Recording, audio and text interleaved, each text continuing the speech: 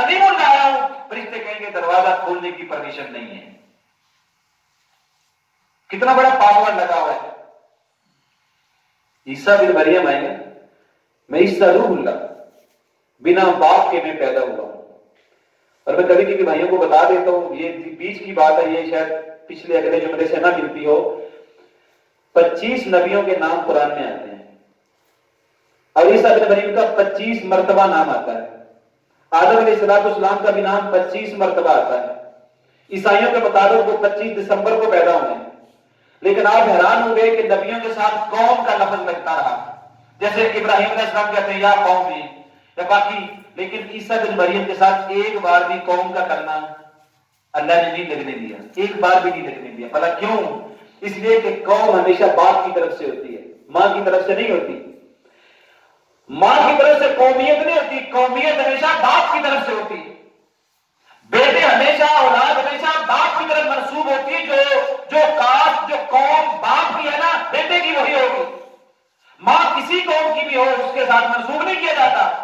अल्लाह ने कौम का कलमा इसलिए नहीं लिखने दिया क्योंकि ईसा बिन मरियम का बाप नहीं था, बगैर बाप के पैदा हुए थे। तो बिना बाप के पैदा होने वाले नबी इतनी अजमतों वाले कि अल्लाह ने आसमान पे उठाया, फिर वो उम्मत मोहम्मद में दोबारा नाजिल होंगे। हमारा अकीदा है और रासिख अकीदा है इस मामले के अंदर, और हमारे कुरान और हदीस से ये चीजें साबित हैं। लेकिन वो बात अलग हो जाएगी कि मैं उस पर अगर बात करूं तो दोबारा इस उम्मत में भी आएंगे, लेकिन जन्नत का दरवाजा उनके कहने पर भी। लेकिन फिर ऐसा जरूर होगा कि नबी अलैहिस्सलाम की जिनसे हम मोहब्बत करते हैं उसकी अब वजह बिल्कुल इस दूसरी बात के आखिरी हिस्से की तरफ मैं पहुंच गया हूं। आपने फरमाया, मैं उधर ही जा रहा हूं फिर दरवाजे की तरफ।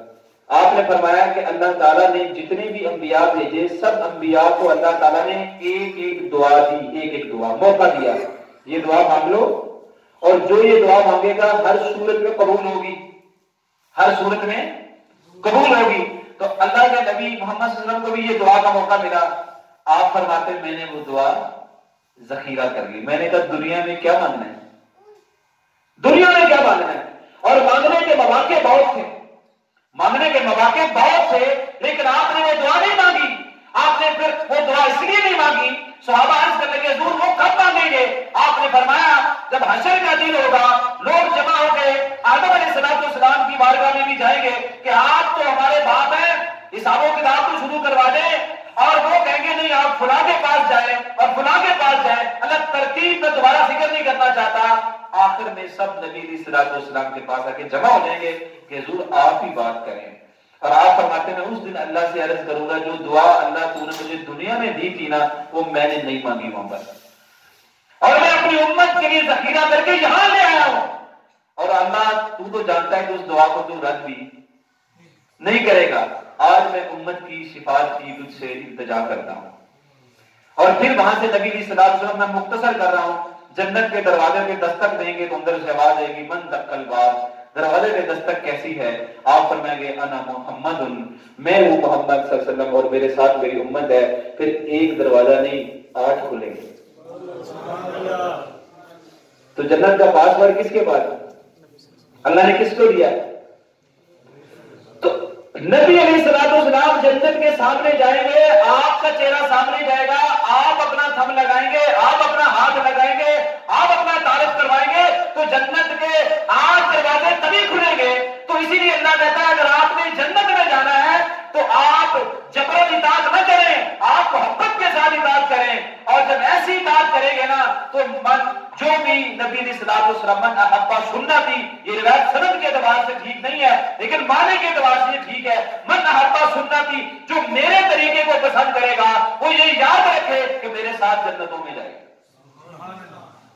तो कोई जबर नहीं, हम जो नबी की सुन्नत पर अमल करते हैं ना, ये हम नबी की मोहब्बत में करते हैं, ये नबी की। तो ये 2 वजह है जो मैं, और बहुत सारी वजूहात है लेकिन 2 इसलिए जिक्र की हैं कि ये 2 वजह। अब इन दोनों को देख लें, जब जन्नत का दरवाजा भी उनकी वजह से वहां पे खुलेगा और जन्नत को देखा भी उन्होंने है, तो फिर हम उनके पीछे कैसे भागते रहें कि जो ना तो वहां पर गए हैं और ना ही उनके जाने से वहां दरवाजा खुलेगा। तो भाई साहब इसलिए जरूरी है कि आप ईमान के दर्जे को मोहब्बत रसूल में ढालते हैं, उसके बाद देखिए आपकी आखिरत भी समझ जाएगी और आपकी दुनिया भी समझ जाएगी। तो ये मेरी दो बातें खत्म होगी। चलो तीसरी और आखिरी बात करते हैं। ईशा की नमाज कब है? 50 पे जज़ाकल्लाह।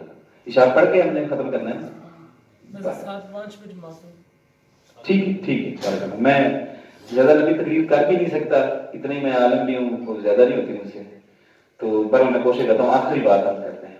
आखिरी बात जो मैंने आपसे करनी है ना, वो बहुत अहम है और उसे मैं कहता हूं कि वो हमारे नबी अलैहिस्सलाम का, जैसे हमारे हक होते हैं ना, वालिदैन के हक होते हैं, हमसायों के हक होते हैं और असातिज़ा के हक होते हैं, बहन भाइयों के हक होते हैं, दोस्तों अहबाब के भी हक होते हैं। मैं ये समझता हूं कि नबी अलैहिस्सलाम से जो हम मोहब्बत करते हैं ना, ये उनका एक हक बनता है कि हम उनसे मोहब्बत करें। अगर हमने वो हक नबी का अदा ना किया ना तो हम मुजरिम ठहरेंगे। इस पे मैं आपको दलाल भी देता हूं, मैं बात भी करता हूं।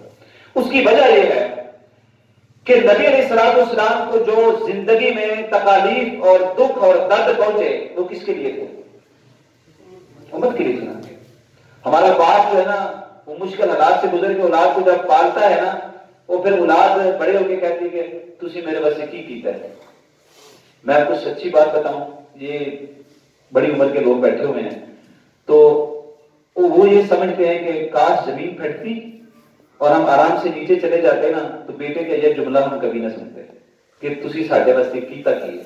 और उस वक्त बाप को पता होता है कि ये तो मां के पेट में थे जब मैं इतनी बड़ी बोझ उठाता था और खुश होता था, अल्लाह बेटा देगा, अल्लाह बेटी देगा, तो मेरा घर आबाद होगा, घर खुश होगा, और बोझ उठा लेता था। और आज बड़े होके याद है तुसी मेरे वास्ते कीता की।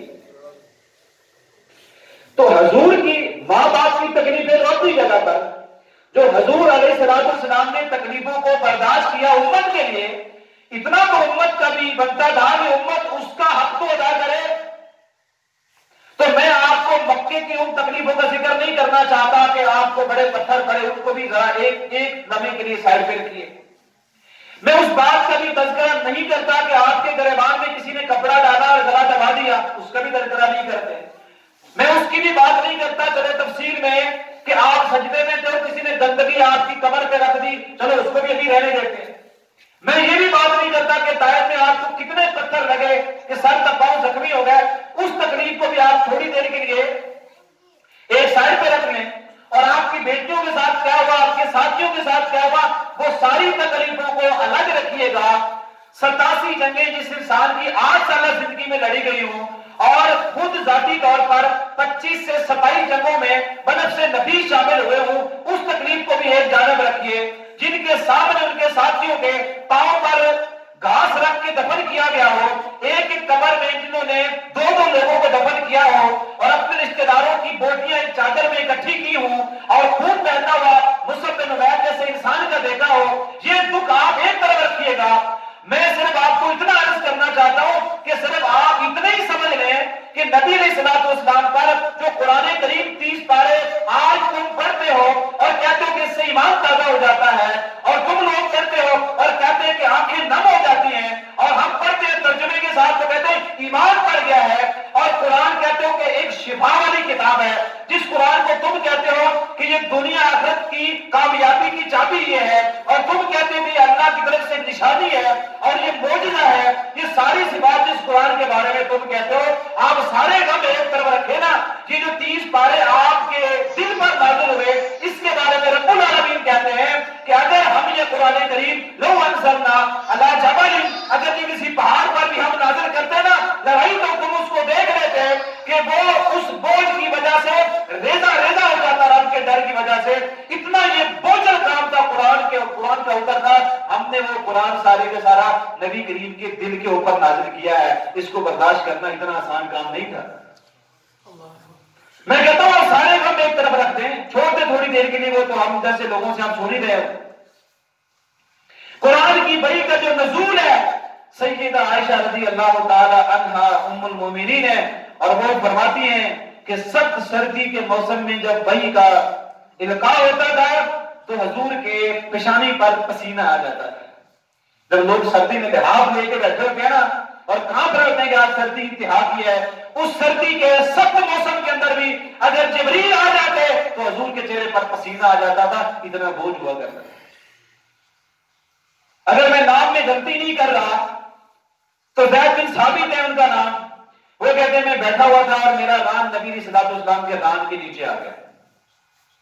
जब रान नीचे आया तो ऊपर से वही आना शुरू हो गई, तो आहिस्ता आहिस्ता आपके बदन पर बोझ शुरू हो गया। फिर वो बोझ आपका रान जो है ना वो भी ऐसे दबने लगा, फिर मेरा रान भी दबने लगा। मैंने उसी वक्त सोच लिया था आज मेरा जो रान है ना ये टूट जाएगा, ये टूट जाएगा।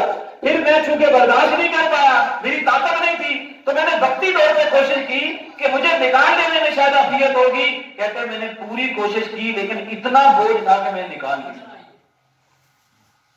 हजरत अब्बास फरमाते रज़ी अल्लाह ताला अन्हु, जब वही का नज़ूल होता था आपके लब कांपते थे। और एक सहाबी कहते मैंने आपकी ऊँटनी की मुहार पकड़ी हुई थी और वही का नज़ूल शुरू हो गया, वही का नज़ूल शुरू हो गया और ऊँटनी तो रुक गई और आपको पसीना आ गया, और न सिर्फ आपको पसीना आया बल्कि आपकी ऊँटनी को भी पसीना आ गया। और मुझे ऐसे लगता था कि बस थोड़ी देर के बाद ही ऊँटनी गई। तो जब वही खत्म हुई ना तो आप थोड़े से मुतवज्जे हुए हमारी तरफ, तो हमने अर्ज की हजूर आज कोई बड़ी ज्यादा सख्त थी कि सवारी भी उसकी भी टांगें कांपने लगी। आपने फरमाया दरअसल सूरतुल अनआम को आसमान से इतने फरिश्ते लेकर आए हैं कि इतने प्रोटोकॉल के साथ और कोई सूरत नहीं आई और वो सारी नाजिल हो गई। इतनी सख्ती आप बर्दाश्त करते थे और उसके लिए कोई टाइम फ्रेम नहीं है। आप सो रहे हैं जिब्रील उठा सकते हैं, आप सो रहे हैं, आप आराम करने सही बुखारी में आता है, रात को दौरे में दरवाजे में दस्तक दी, मेरा मसला है, मेरे शोर ने मुझे मां कह दिया है। और हमारे नजदीक ये है कि जब मां कह दे तो वो हराम हो जाते हैं। ये वाकया तो आपने सुन रखा है, लेकिन मैं तो याद दहानी की नहीं बोल रहा। इतने बड़े वाक़े में सैयदा आयशा रज़ी अल्लाह ताला अन्हा जान फरमाती है मैंने उससे कहा कि सुबह आ जाना, अभी हजूर आराम फरमा रहे हैं, इतने में हजूर जाग है, क्या बात है? तो उसने कहा ये मसला है, खातून है, रात के वक्त आ गई है, कहती मेरे शोर ने मुझे मां कह दी है, मैं अब उसके घर में रह नहीं सकती, आप मेरे मसले की वजाहत फरमा दें। आपने फरमाया अल्लाह ताला ने इसके बारे में अभी अहकाम नाज़िल नहीं फरमाए, जब नाज़िल हो गए तो मैं आपको बता दूंगा। लेकिन उस औरत ने सैयदा आयशा फरमाती रज़ी अल्लाह ताला अन्हा कि मुझे उसके अल्फाज कोई नहीं सुनाई दिए, सही बुखारी के अंदर जो अल्फाज है मुझे उसके कलिमात कोई नहीं सुनाई दिए, बस इतना हुआ है कि उसने कोई बात की, अपने ज़ेरे लब उसने बात की, जो भी बात की, लेकिन मुझे तो तब पता चला कि सर्दी का मौसम था, हजूर उठ के बैठ गए, आपको पसीना आने लग गया, मैं समझ गई जिब्रील आ गया है। और जब थोड़ी देर के बाद आपने मैं इस औरत को बुलाओ, अल्लाह ताला फरमाते कद समी अल्लाह कौल अल्लाती तुजादिलुका फी ज़ौजिहा व तश्तकी इलल्लाह, कि अल्लाह ताला ने इस औरत की बात को सुन लिया है, जिस बात को हुजरे के अंदर आयशा ने भी नहीं सुना, हुजरे के अंदर सैयद आयशा के कानों तक नहीं पहुंची, वो 7वें आसमान तक बात पहुंची हुई थी। कुरान उसकी शहादत दे रहा है कि उस औरत की बात को सुन लिया, तुजादिलुका फी ज़ौजिहा, अपने शोहर के बारे में आपसे झगड़ा कर रही थी और आपने फरमाया अभी अहकाम नाज़िल नहीं हुए, वो तश्तकी इलल्लाह, उसने वो शिकायत रब की बारगाह में रख दी और रात को जिब्रील ने हजूर को उठा के पूरी वही नाज़िल कर दी। उम्मत की इन सारी मुश्किलात को अब समझने की कोशिश करें कि ये एक दिन की बात नहीं थी। ये जो 6000 से ज्यादा आयात है, ये जो 30 पारे आप पढ़ते हैं, इसका एक एक हरफ भी पहाड़ बर्दाश्त नहीं कर सकता जो हुजूर के दिल पर नाज़िल हुआ है। वो इधर इतनी तकलीफें बर्दाश्त करते थे और मैंने आपसे कहा इसका तो हक देना, कोशिश तो करें ना, दे तो वही सकेंगे ना जो ताकत है हमारे अंदर, लेकिन ये तो सोचे ना आप। लेकिन अगली बात भी सोचें कि वो हक क्यों देना है। उसकी वजह यह खुद इतनी मुश्किलात बर्दाश्त करते रहे और उम्मत के लिए इतना भी बर्दाश्त नहीं करते कि सैयदना मुआज़ बिन जबल रज़ी अल्लाह ताला अन्हु, और बात समझ में आ जाए आपको कि मुआज़ बिन जबल वो इंसान है जिनको नबी सल्लल्लाहु अलैहि वसल्लम ने फरमाया था कि अल्लाह की कसम है मैं तुमसे मोहब्बत करता हूं। हम क्या कहते हैं कि हम हुजूर से मोहब्बत करते हैं। आपने फरमाया मुझे अल्लाह की कसम है मुआज़ बिन जबल मैं तुमसे मोहब्बत करता हूं, मोहम्मद सल्लल्लाहु अलैहि वसल्लम मैं तुमसे मोहब्बत करता हूं। इतना अजीम सहाबी, बल्कि यही क्या है, आपने एक दिन ये भी फरमा दिया कि रोज़े माशर अंबिया की जमात की इमामत, क़यादत, सआदत मेरे पास होगी और जितने भी उलमा होंगे ना उन सब उलमा की क़यादत किसके पास होगी? मुआज़ बिन जबल के पास होगी। कितना प्यारा सहाबी है, 18 सालों में मुसलमान हुए, 38 साल में फोत हो गए, 20 साल उनकी सिर्फ इस्लामी जिंदगी। और आप हिस्ट्री पढ़ के देखिए इन 20 सालों में हमने क्या किया है। और मुआज़ बिन जबल कहां गवर्नर, तो कहां से क्या हो गया था, लेकिन वहां मैं जा नहीं सकता। लेकिन इतनी जिससे मोहब्बत थी ना, जुमला बड़ा सुनने वाला है, जिससे इतनी मोहब्बत थी, एक दिन उन्होंने तिलावत लंबी कर दी, एक दिन उनकी तिलावत लंबी हो गई और कोई देहाती अपने काम काज से थका हुआ आया, वो पीछे खड़ा हुआ, इमामत करवाते मुआज़ बिन जबल, तिलावत लंबी हुई और उसने जाके नबी अलैहिस्सलाम से शिकवा कर दिया, हुजूर आज मुआज़ बिन जबल ने जमात लंबी करवाई है। आपने मुआज़ बिन जबल को बुलाया, बावजूद इसके आप उनसे मोहब्बत करते थे, बावजूद इसके कि वो रोज़े माशर पूरी दुनिया के, पूरी इंसानियत के अंदर उलमा की वो क़यादत संभालेंगे। आपने फरमाया मुआज़ याद है तो हम तुमसे बहुत मोहब्बत करते हैं, लेकिन मुझे बता अफतानुन अफतानुन अफतानुन, मेरी उम्मत को आज़माइश में डालते हो, उन कुरान थोड़ा पढ़ा करो और मेरे उन लोगों का ख्याल रखा करो जो काम काज से थक के आते हैं ना, उनको परेशान न किया करो। खुद इतनी मुसीबतें बर्दाश्त करता है और उम्मत के ऊपर यह शफ़क़त है कि किसी को ज्यादा कुरान इसलिए नहीं पढ़ने देते कि उसको खड़े होने में दिक्कत ना हो। खुद सारी चीजों को बर्दाश्त कर रहे हैं, लेकिन आप जरा सुनिएगा, जमात करवाई, मुख्तसर सी 2 सूरतें पढ़ी, सलाम दे दिया। अच्छा, सहाबा किराम बड़े हैरान हुए, ये सही बुखारी में जो मैं अभी पढ़ रहा, कहने लगे हुजूर आवाज करिए, आप अक्सर कुछ 40-50 फजर में कुछ ज्यादा तो तिलावत करते थे, आज ऐसा क्या हो गया कि इतनी छोटी छोटी 2 सूरतें पढ़ी और आपने सलाम दे दिया? सुभान अल्लाह। आपने फरमाया मैंने जब नमाज शुरू की तो मेरा इरादा आज था कि मैं लंबी किरात करूं, इन अल्फाज ही ऐसे हैं हदीस के, आज मेरा इरादा था कि मैं जरा लंबी तिलावत करूं, जरा लंबी किरात करूं, लेकिन वो पीछे जो औरतों का पोर्शन है ना, वहां से एक बच्चे के रोने की मुझे आवाज आई है और मैंने सोचा कि उसके रोने की वजह से उसकी मां को तकलीफ होगी, मैंने नमाज मुख्तसर कर दी। आप मुझे बताएं ना, इतनी मुशक्कतें बर्दाश्त अपनी जात पर की है और उम्मत में इतनी भी मुशक्कत नहीं, एक मां का बेटा रोए, उसकी मां को उसकी तकलीफ हो, हुजूर ये भी बर्दाश्त नहीं करते, तो हम तो रखते हैं कि आज हम उनसे मोहब्बत करें। और खुद इतने शफीक है, इतने शफीक है कि एक दिन आपने फरमाया कि अगर मुझे ये मुशक्कत ना लगती और मुझे बोझ ना लगता तो मैं लोगों से कहता हर वुज़ू के साथ मिसवाक किया करो, लेकिन मैं इसलिए नहीं कहता, छोटा सा काम था मिसवाक करना, आपने कहा मैंने इसलिए नहीं कहता, अगर मैंने वाजिब करार दे दी ना मिसवाक, मेरी उम्मत में मुशक्कत हो जाएगी, सो मैं ये तुम्हें वाजिब करार नहीं होने दूंगा। एक दिन रात को उठ के आधी रात को नमाज़ इशा पढ़ाई, सहाबा इकराम हैरान थे कि हुजूर आज तो बड़ी तहकीर के साथ आप तशरीफ लाए। आपने फरमाया देखो असल मेरा दिल तो ये चाहता है कि हम इशा की नमाज कोई आधी रात को पढ़ें, हमारा दिल तो ये, आप क्या फरमाते हैं, मेरा दिल तो हुजूर का दिल चाहता है, इसके बाद और क्या चाहिए? अब मेरा दिल तो चाहता है कि मैं इशा की नमाज इसी वक्त में आपको पढ़ाऊं, लेकिन मुझे खतरा ये है मेरी उम्मत पे मुश्किल हो जाएगी, मैं उम्मत पे मुश्किल नहीं लाना चाहता। खुद इतनी मुशक्कतें बर्दाश्त करके हमें इतनी भी मुशक्कत नहीं देते कि 3 दिन तरावी पढ़ाई, सहाबा किराम परेशान थे, हुजूर दोबारा नहीं है। आपने फरमाया तुम्हारा शौक देखा, तुम्हारा शौक देखा कि तुम नमाज तरावी के लिए बहुत ज्यादा तादाद में आते हो, मुझे थोड़ा सा ऐसे लगा ये तुम्हारा जज्बा देख के अगर तुम पे अल्लाह ने वाजिब करार दे दी ना तुम्हें मुश्किल हो जाएगा, महीने में 30 दिन ही देना भाई, लेकिन आपने फरमाया अगर तुम पे वाजिब हो जाती ना मुशक्कत होती, लेकिन मैं चाहता हूं कि ये मुशक्कत तुम पे ना बढ़े।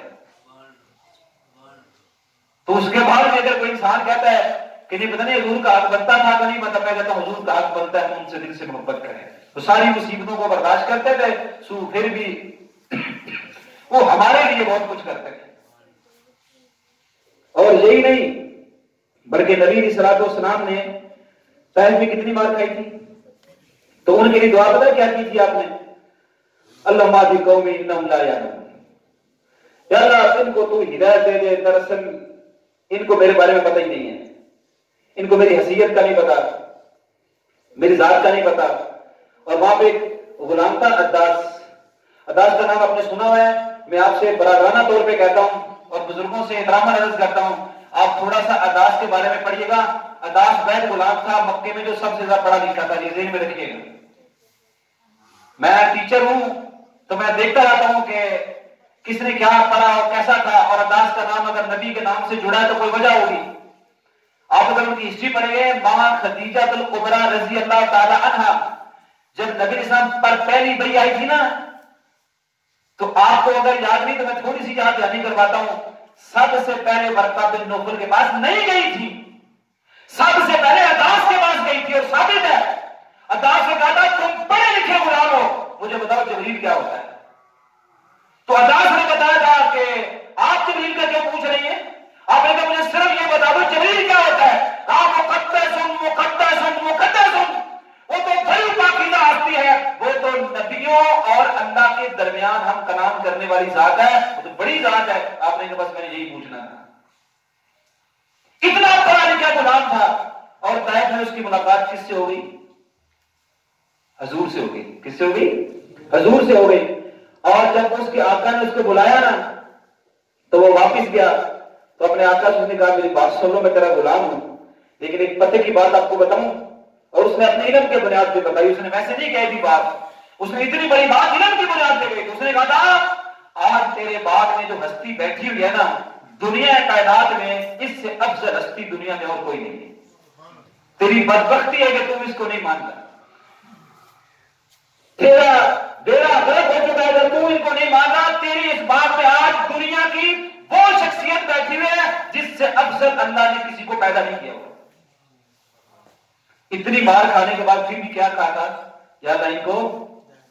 लेकिन एक दूसरी हदीस भी तो पढ़ के देखिए, आपने फरमाया था या अल्लाह उस बंदे पे तू मुश्किलें डाल दे, अल्लाह तुम उस बंदे पर मुश्किलें डाल दे जो मेरी उम्मत पर मुश्किलें डालता है। आपने बद्दुआ की। आपने जाती तौर पर पत्थर खाकर भी उनको बद्दुआ नहीं दी, लेकिन आपने जब भी बद्दुआ दी तो आपने फरमाया या अल्लाह उस इंसान पर मुशक्कतों के पहाड़ तोड़ दे जो मेरी उम्मत पर मुशक्कतें डालता है। रहमतुल आलमीन होकर भी ये आपने दुआ की। और मेरी तीसरी बात आखिर में एंड हो गया, बात इस पर खत्म करते हैं। और ये बात मैं तहदीस नेमत के लिए आपको बताना चाहता हूं, और आपने अगर सुनी है मेरी जबान से किसी और आदमी दीन की जबान से तो अच्छी बात है, लेकिन मैं कहता हूं यार हम तो इंसान हैं, हम तो अकल रखते हैं, शऊर रखते हैं। मेरे इल्म के मुताबिक अगर आप सही बुखारी पढ़ें तो आपको बड़ी हैरानगी होगी। वाकया थोड़ा सा बात लोगों के लिए शायद अजीब हो, लेकिन आप सुन के तहम्मुल से सुनिएगा। मैं आपको कच्ची बात नहीं बताने आया और बताने का हक भी नहीं बनता, कमजोर बात करने का फायदा भी कोई नहीं होता। ये बात सुन ले आप कि नबी अलैहिस्सलाम के बारे में इंसानों का रवैया तो अपनी जगह पर, इंसानों का रवैया तो मोहब्बतों का, ईमान का, अकीदे का, अमल का। सही बुखारी में आता है कि जब आप हिजरत करके मक्का से यसरब में चले गए, तो यसरब का नाम तब्दील नहीं हुआ था अभी तक। वह एक रेवल रहता था चरवाया, तो उसने अपना रेवल लिया और वादियों में जहां वो जाते थे, अरब जैसे आज भी बकरियां चराते हैं, वो ले गया। तो झाड़ी से भेड़िया निकला, उसकी एक बकरी उसने उठाई और भाग लिया। तो रेवड़ के साथ जाने वाले मालिक को अपने रेवड़ का बड़ा ख्याल होता है। उसने बाकी रेवड़ छोड़ा और उसके पीछे भागना शुरू हो गया। लेकिन भेड़िया जो लोग समझते हैं, आप वो, मैं भी देहाती बंदा हूं, जमींदार हूं, तो मुझे पता है कि उसकी सिफत अगर पढ़े तो वो बड़ा पावरफुल है। बल्कि आपकी जो इंसानों में तो चलो चीजें पढ़ी जाती हैं, हैवानात के अंदर बायोलॉजी में अगर आप पढ़ेंगे तो उसके सीने में अल्लाह ताला ने इतनी ताकत रखी है कि अगर वो शेर को भी ठीक तरीके से ऐसे लगाए ना तो शेर के पांव उखड़ जाते हैं। इतनी अल्लाह ताला ने उसको ताकत दी हुई है भेड़िए को, तभी तो बकरी उठा के लेके भाग जाता है। लेकिन इस इंसान ने उसको जा पकड़ा, बकरी छीन ली, तो वो उसने क्या किया, अपनी दुम को ऐसे राउंड शेप में किया जैसे बुखारी के अल्फाज है, और उसके ऊपर बैठ के ना कहता है अल्लाह तत्तकिल्लाह अतर्जु रिज़्क़ मिम्मा साक़अल्लाहु इलैहि, चरवाहे तुझे अल्लाह से डर नहीं लगता, तुमने मुझसे वो रिज़्क़ छीन लिया जो अल्लाह ने मुझे दे दिया था। एक इंसान अगर किसी हैवान से ऐसे ही बात सुने जैसे इंसान बोलता है, ताज्जुब होता है कि नहीं होता? कोई इत्तेहाद रखेगा, उसको भी हुआ। तो भेड़िया उसकी शक्ल हालत को देख के कहता है अल्लाह ताला, ताज्जुब हो रहा है तुझे मुझ पर? उसने कहा ताज्जुब तो है कि युकल्लिमु नास युकल्लिमु बिकलामिल इंस, तुम तो बातें ऐसी, वो बातें ऐसी कर रहा था जैसे इंसान बातें करता है, तो भेड़िया कैसे बातें कर सकता है? उसने कहा अला ताजली अला उखबिरुका बिहाजा बिंजारिक, तुम मेरी इतनी सी बात पे ताज्जुब कर रहे हो, मैं तुझे इससे भी ज्यादा ताज्जुब की बात बताता हूं। तो वो चढ़ा, पहले ही हैरान था। उसने कहा पता नहीं ये मुझे क्या बताएगा। तो उसने कहा मुहम्मदुन सल्लल्लाहु अलैहि व आलिहि वसल्लम बियसरबा युखबिरुन नास बिमा कद सबक, सारा दिन बकरियां लेके घूमते रहते हो, यसरब में मोहम्मद आए हुए हैं, कभी उनसे भी मिला? ये किसने कहा? किसने बताया उसको? हम तो इंसान है, ताल्लुक जोड़ने की कोशिश कर रहे हैं, तो हुजूर को तो हमारे ताल्लुक की कोई कमी तो नहीं थी, कभी तो हम जैसे गुनाहगारों को, तो उनको तो भेड़िए भी इतना एहतराम करते थे, और भेड़िए ने कहा उनसे भी मिला करो। वो वापिस आया, घर में रेवर छोड़ा, मैं जल्दी कर रहा हूं, जरा मुख्तसर कर रहा हूं। वो यसरब के अंदर गया, वहां लोगों से पूछा यार यहाँ पे कोई आए मोहम्मद सल्लल्लाहु अलैहि वसल्लम? तो उन्होंने कहा बिल्कुल आए। मुलाकात की पूरा किस्सा सुनाया। आपने कहा तुम खड़े हो ना, मेरे जितने सहाबा किराम करीब करीब हैं उन सबको सुना। सही बुखारी में आता है, उसने सबको सुनाया। फिर आपने तस्दीकन ताईदन ये फरमाया कि मैं इस बात पर मोहम्मद सल्लल्लाहु अलैहि व आलिहि वसल्लम ईमान लाता हूं कि भेड़िए ने इससे बात की, और अबू बकर उमर रजी अल्लाह अन्हुमा भी ईमान लाते हैं कि भेड़िए ने इससे बात। हालांकि उस वक्त अबू बकर उमर उस मजलिस में मौजूद न थे। इतना यकीन अपने साथियों पर। बात तो यहां पे खत्म हो गई, लेकिन मैं आपसे एक सख्त बात करूं और वो बर्दाश्त कीजिएगा और मुझे माफ कीजिएगा। मैं हमेशा भाइयों से कहता हूं, आज अगर मैं आपसे कहता हूं कि आप आगे मेरे किसी फिरके की तरफ और मेरे किसी बड़े की तरफ, तो इतना बड़ा गलत मैं आपको मैसेज दूंगा ना, मैं बड़ी वाज़ेह बात कर रहा हूं, छुपा नहीं रहा मैं आपसे कुछ भी, तो मुझसे तो वो भेड़िया अच्छा है, कम अज कम उसने इंसानों को दावत तो हुजूर की तरफ दी। आज की इंसानियत अपने फिरके की दावत देती है, अपने बड़ों की दावत देती है। और इस लिहाज से वो हैरान बेहतर था कि उसने कम अज कम इंसानों को ये नहीं कहा कि फला के पास जाओ, उसने भी दावत दी कि हुजूर के पास जाओ।